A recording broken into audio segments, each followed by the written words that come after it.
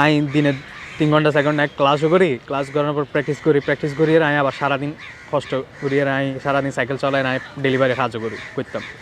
যখন আমি বিদেশের মধ্যে কর্মরত আসলাম একখান জুস 12 মধ্যে, তো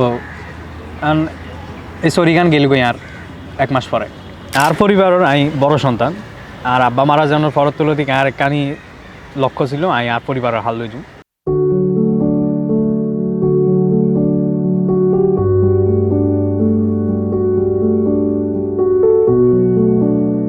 আসসালামু আলাইকুম, আমি রায়হান। বর্তমানে ifixfastর একজন অ্যাসিস্ট্যান্ট হিসেবে নিয়োগ আছি। আর বাড়ি হলো চট্টগ্রাম। আর জীবনের শুরুতে হয়তো গেলে ছোটোবেলা তুমি কিন্তু ইলেকট্রনিক্সের উপর একটু ছিল, আর ফ্যামিলিতেও হয়তো বড় এর একজন ইঞ্জিনিয়ারিং।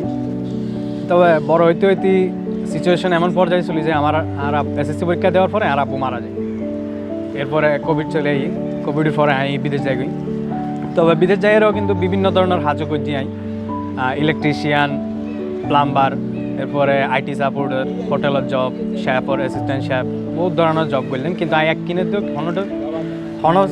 সেক্টরতে কিন্তু নিজের ফিট করি না পারি। আর পরিবারের বড় সন্তান, আর আব্বা মারা যাওয়ার পর তুলো দিকে আর একখানি লক্ষ্য ছিল আর পরিবারের হাল লইজু। তো এই সময় আমি বিদেশ গেলাম।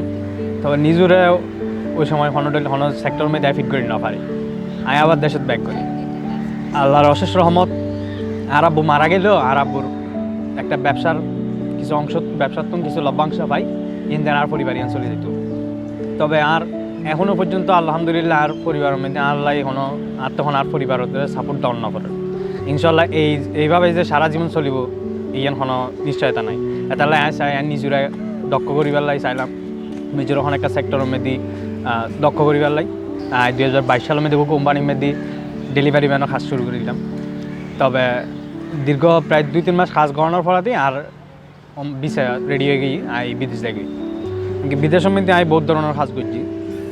কোনো একখান কাজ সেক্টরের মধ্যে পারমানেন্ট হই না পারি কিনলে আতে বড় বড় একটা লক্ষ্য ছিল একটা টেকনিক্যাল সেক্টরের মধ্যে কাজ করছি, কিন্তু আর এলে এই ধরনের কোনো সেক্টর না পাই। তবে বিদেশ যাই একখান জিনিস দেখিলাম মোবাইল সার্ভিসিংয়ের এই পেশাগার না বিদেশের মধ্যে প্রচুর ডিমান্ড আছে।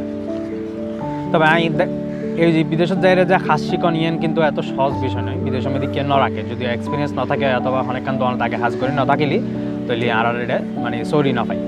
যখন আমি বিদেশের মধ্যে কর্মরত আসলাম একখান জুস 12 মধ্যে, তো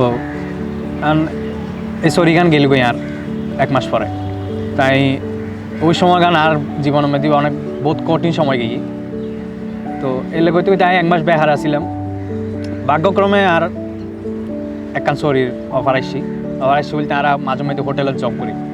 তো এলে একদিন যদি হোটেলের জব করতাম তো একখান হোটেলে তো অফার আসছে মানে পারমানেন্ট কয়েক মাস হলে হাম করিবার লাগে। তো এখন যখন কাজ করি মনে করছি ফ্যামিলির বহুত একখান ফাইন্যান্সিয়াল সাপোর্ট দিতে যাই, অন্তত বিদেশে আসছি যে খরচ কিনে উসুল করতে যাই। তো হঠাৎ রমজান জানার কারণে আর সরিগান গেল যার কিছু নিজেরা অনেক ডাউন ফিলর। তো কেন করছে আর যে বিদেশের মধ্যে আল্লাহ নুমাই, তো অনেক স্কিল ছাড়া তো বিদেশ নুমাই। তবে যখন সরি করির হোটেলের মধ্যে আলহামদুলিল্লাহ আর ভালো ইনকামর, তাই মনে করছি আর ফ্যামিলির ফাইন্যান্সিয়াল সাপোর্ট করে দিতে যাই আর আমিও খুশি হই। তো হঠাৎ যখন শুনি রাজ সরি আর 1 মাস আছে আর নোটিশ দিই নিজে হতাশ হয়ে গই কি জুমার। তো আল্লাহ করি সাহায্য কোনো মতো সরিগান টিকে রাখতে পারি কিনা, ডাল দুর্ভাগ্যক্রমে আর সরিয়ার ন থাকে। তার সাথে আর একদিন তুই মোবাইল সার্ভিসিং ইলেকট্রনিক্সের উপর অনেক আগ্রহ আছে তোর টেকনিক্যাল লাইন, তো তুই মোবাইল সার্ভিসিং শিখছো না? আমি যে হরে শিখুম এই দেশ বাংলাদেশ দিল্লি কোনো ট্রেনিং সেন্টার আছে কিনা। তার সাথে হয় আছে তো দেখাত একটা দেখলাম ম্যাডাম ফেসবুক মধ্যে তুই যা করি খোঁজখবর লইসা। তো ifixfast দেখি সার্চ করলাম না, দেখি যা ভালো করে হাস শিখে অথবা যারা হাস শিখ গিয়ে এমনকি আর কিছু পরিচিত মানুষের তো খোঁজখবর লওয়ার পরে আর মোরও কইলাম তারা মধ্যে তখন ফাইন্যান্সিয়াল এত সাপোর্ট নেওয়া আছিল। তো কোনো কষ্ট শিখি কিছু টিয়ারু জমাই দেখা চলি দেখা আসছি আলহামদুলিল্লাহ। তো ifixও তাই ভর্তি এলাম। যখন ifixর লগে আর জার্নি শুরু করি আর এত সহজ ন আছে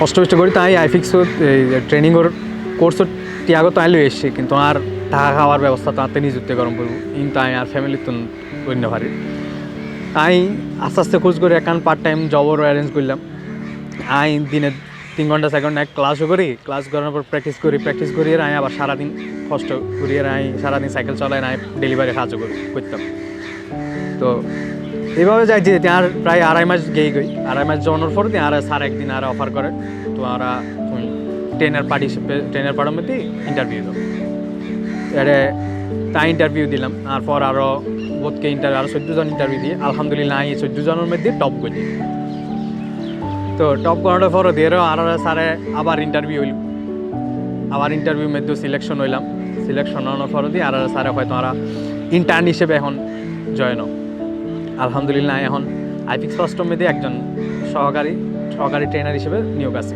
আর এই সেক্টরের মধ্যে ফিউচার প্ল্যান হলো একজন দক্ষ টেকনিশিয়ান এবং ট্রেনার হিসেবে নিজেরও তৈরি করা এমনকি ভবিষ্যতে আরও নতুন স্টুডেন্ট কলেজে একজন দক্ষ টেকনিশিয়ান হিসেবে তৈরি করা আর আইফিক্স ফার্স্টের কাছে আর একখানি চাওয়া যাতে তারা আটতুন অথবা আর যে টিচারগুলো আছে তারা তুন দক্ষ টেকনিশিয়ান তৈরি করিয়ে সারা বিশ্ব ছড়াই দিতে পারে এমনকি তারা নিজেদের প্রতিষ্ঠানেরও নাম হয় এবং বাংলাদেশেরও নাম হয়